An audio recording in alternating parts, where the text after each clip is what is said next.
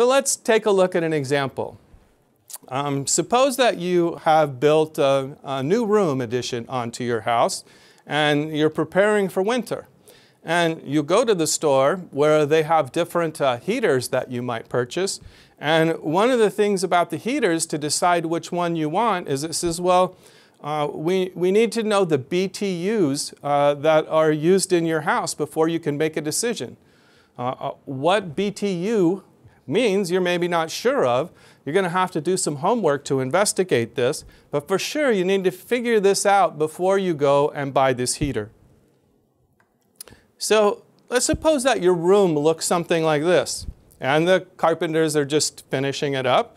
Now you can see it's nice and cubic styled around here. Maybe the nature of the square footage or the cubic feet inside this space would have implications to BTUs. But maybe things are running through your head like, well, I know the volume of a box, right? Yet look at those ceilings. They may be a little bit confusing, and how should we take those into account? We could stop and make a quick guess, and maybe that would be close enough. It'll cost us a lot of money if we buy too big of a heater and always crank it on. On the other hand, we'll be cold if we buy too small of a heater and it isn't able to do the job. So the calculation is pretty important. Well, we might take into account, we'll go to the web and you find out, well, wow, there's some different climate zones that I might use to be able to help me make some determinations on this BTU information. So you can see this is a picture of the US. The whole world geography, of course, is laid out into these zones. And this particular approach of heating climate zones told us how many BTUs we might need per square feet.